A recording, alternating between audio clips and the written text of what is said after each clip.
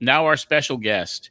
In 1991, I was introduced to this gentleman from former Long Island teen newsletter writer Andrew Goldberger, who said he came across a video store in Coram, New York called Will the Thrills, and the owner had lots of wrestling videos in there, and I should contact him.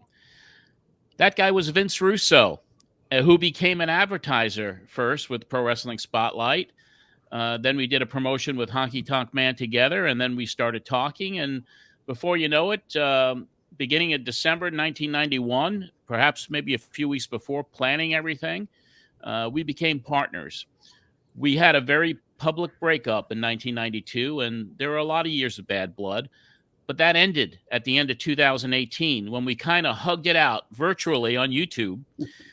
I'd like to welcome Vince Russo to the show. Vince, how are you?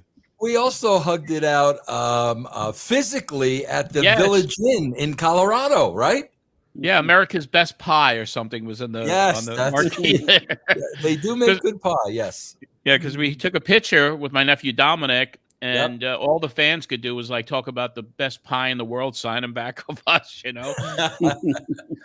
But yeah, we got together in Colorado and had breakfast together, and we've had a great open line of communication between each other, and even Christmas time 2 years ago, we had commissioned Vince to do a painting of me and Dominic, which gave my sister a heart attack when we opened it up.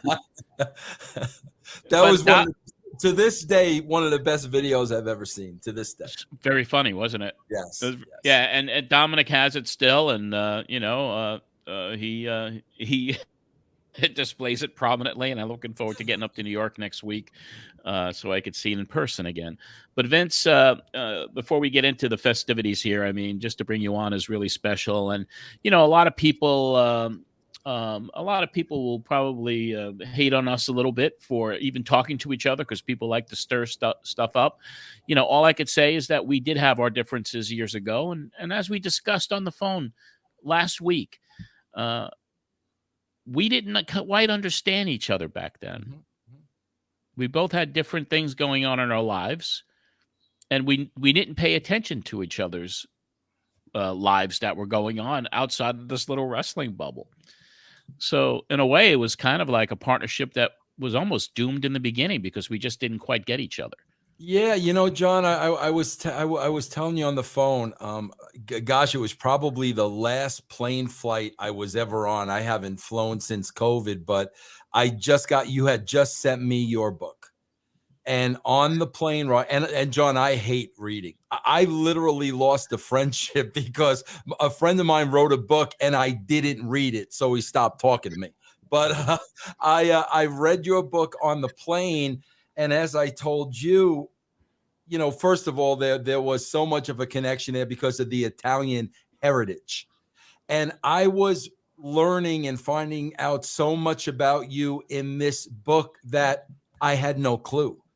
And as I'm reading the book and I'm enjoying the book and I'm relating to you on so many levels, there was a part of me that was just kicking myself in the head like, why didn't I know this guy? Why didn't we get to talk about these things? And, John, we've spoken about this too, man.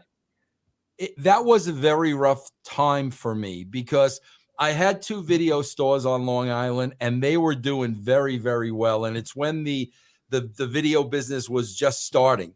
And John, I loved it. I would have done that for the rest of my life because I'm a big movie buff. I love owning my own business. But sure enough, because of my success, Blockbuster moved next door to one of my stores, across the street from my second store. We had just had a baby and I was losing everything. I mean, I was really losing everything. So I was so focused. And I had such tunnel vision on what are you going to do? You've got a wife and a child you got to support now that, yes, it was all about me, because quite frankly, I was afraid. Bro, when you're a young man and newly married and you've got a young kid and all of a sudden you're going to lose a business and now what? I was in a really, really bad spot. I was afraid. I really, really was. So I regret that, man, because like I said, that when reading that book and knowing who you are and getting that feel, I just wish I would have known then what I know now. Same here. I mean, I could say the same thing. I mean, I was going through incredible financial hardships, trying to make a living in the wrestling business, which everybody knows is not really easy to do. Trying to keep the show on the air, trying to get sponsors. And it was just for me, I was not happy with myself personally. My weight had spiraled out of control. I had my mom living with me. I was trying to take care of get the rent paid. I had a broken down car. It was something. I was always hustling on the radio show. I was always hustling, from Booster Club memberships to the bus trips to the attempts at the conventions and the autograph appearances. But it was a week to week struggle. And when we hooked up, when we met through Andrew Goldberger, who I wish we both, if he was in the position back then the way he is now, the guy became a multimillionaire. Just an amazing guy. And he was a nerdy kid, but he introduced us, but we never really kind of looked at each other deeply at the time. You had a vision for wanting to be as a writer. I mean, that was kind of your goal. You wanted to write for wrestling magazines, make a living at it, and that's why we started the newsletter. And I wasn't even into the newsletter. I wasn't into the work, and you carried the bulk of it. And I, used to have to hound me of like, John, where's the article? Where's the cover story? Where's this? Where's that? Well, John, do you know the fact is when we met, I was a wrestling fan, but I try to make this clear with everybody. Like I wasn't obsessed with wrestling. I was a wrestling fan like I was a baseball fan. I love the genre. I love the entertainment aspect of it, the theater, but I was a wrestling fan. And it's funny, John, because until we started working, bro, I didn't know that side of the business even existed, what they call the dirt sheet business.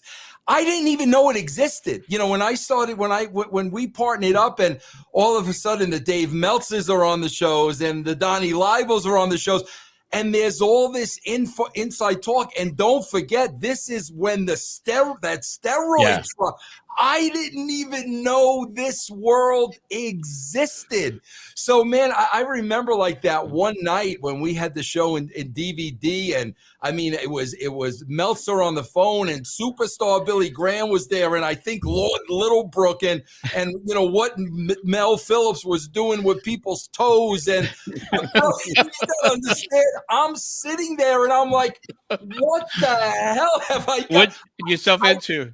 Bro, my business was, and you brought it up early in the show, this is what I knew about the professional wrestling. Spiro Sarion shoving the traditional feathers down the throat of Chief Jay Strong, which traumatized me for life. But the side that you did, I didn't even know it existed. So off the bat, I was like, okay, wait a minute. Like what's happening here? Because I didn't know, Yeah, because you were, you were a fan. You were a fan. And even when we started the newsletter, I mean, you were covering it more from a fan's point of view than I was covering it in a whole different light, because I was in the middle of the steroid stuff, and I was in the middle of guys like Eddie Gilbert coming on to shoot on Jim Ross and Jim Hurd, and it was all this inside stuff. And I was just telling you before we started the broadcast that the first show that we actually did together at WEVD, I mean, Dr. D, David Schultz, superstar Billy Graham, talking about how many times they had allegedly injected Hulk Hogan with steroids, talking about death threats they were receiving. And then the following week, Phil Muchnick is on because he wrote a big story about our debut at WEVD. So, yeah, you must have been put into a world that you were unprepared for. Yeah. And quite frankly, you didn't want to be involved in. Right. And I wasn't suited for that world. I mean, when you look at my podcast today, I'm still not suited for that world. I mean, I'm a loudmouth New Yorker that likes to entertain. I'll critique the shows to death, but I really, I'm, I still like, that's not my thing. So yeah, bro, it was really, I mean, it was really an eye-awakening experience. Cause like I said, I didn't even know that world existed.